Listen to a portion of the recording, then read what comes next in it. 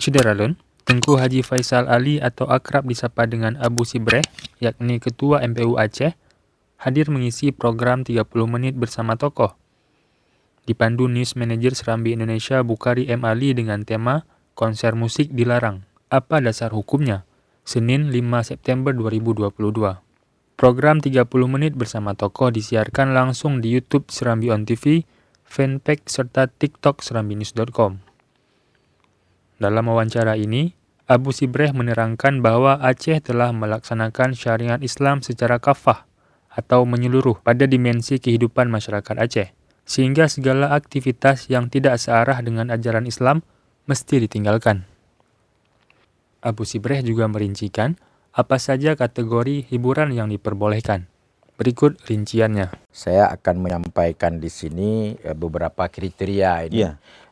Tentang bahwa seni budaya dan hiburan yang dibolehkan dalam syariat Islam. Apabila memenuhi syarat-syarat sebagai berikut itu dibolehkan. Satu, yang pertama syair dan nyanyian tidak menyimpang daripada akidah Ahlus Sunnah wal Jamaah. Yang kedua, syair dan nyanyian tidak bertentangan dengan hukum Islam. Tiga, syair dan nyanyian tidak disertai dengan alat-alat musik yang diharamkan. Seperti bas, piano, biola, seruling, gitar, dan sejenisnya. Empat, syair dan nyanyian tidak mengandung fitnah, dusta, caci maki, dan yang dapat membangkitkan nafsu syahwat. Lima, penyair dan penyanyi harus memenuhi kriteria busana muslim dan muslimah.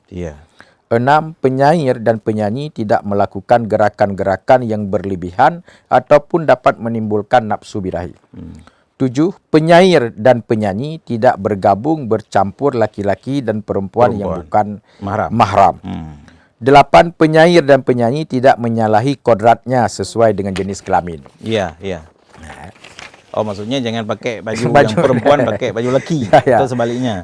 Sembilan, penyair dan penyanyi tidak ditonton langsung oleh lawan jenis yang bukan mahram. 10, kegiatan bernyanyi dan bersyair dilakukan pada tempat dan waktu yang tidak mengganggu ibadat dan ketertiban umum. 11, penonton hiburan tidak bercampur laki-laki dan perempuan yang bukan mahram. Seni rupa dan seni pahat tidak membentuk wujud tubuh manusia dan haiwan yang utuh serta sempurna. Jadi kalau seni rupa itu yang tidak berbentuk itu tidak ada masalah. 13, seni ukir tubuh dan wajah tidak melukai. Tidak mengganggu kesehatan. Tidak memakai kalimah-kalimah suci Al-Quran dan hadis. Dan tidak menghambat sampainya air untuk bersuci. 14, seni bela diri tidak melukai, mencederai serta harus menjaga ketentuan-ketentuan syariat. Jadi kalau bela diri itu jangan sampai melukai lawan dan mencederai kita. 15, umat Islam diharamkan memajang barang-barang berbentuk patung manusia dan haiwan di dalam rumah, toko dan lain-lain kecuali untuk alat bermain bagi anak-anak. Terakhir, tausiah.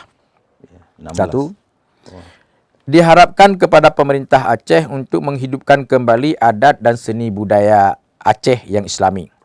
Kedua, diharapkan kepada pemerintah Aceh agar menyeleksi adat dan seni budaya yang ditampilkan pada setiap event dan kegiatan.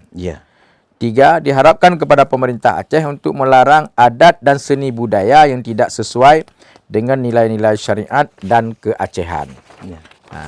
Yang keempat, diharapkan kepada masyarakat Aceh untuk tidak mengikuti dan melakukan kegiatan yang tidak sesuai dengan adat Aceh dan seni budaya Islami. Terakhir, diharapkan kepada pemerintah Aceh untuk menyusun kanun tentang kesenian dan budaya Aceh yang Islami. Jadi ini dari tahun 2013 sudah dirumuskan oleh para ulama kita yang pada waktu itu ketua MPU-nya Profesor Dr. Tunku Haji Muslim Ibrahim MA almarhum.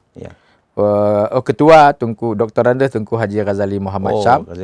Wakil ketua itu Abu Muslim Ibrahim, Abu Daud Zamzami, dan saya yang terakhir.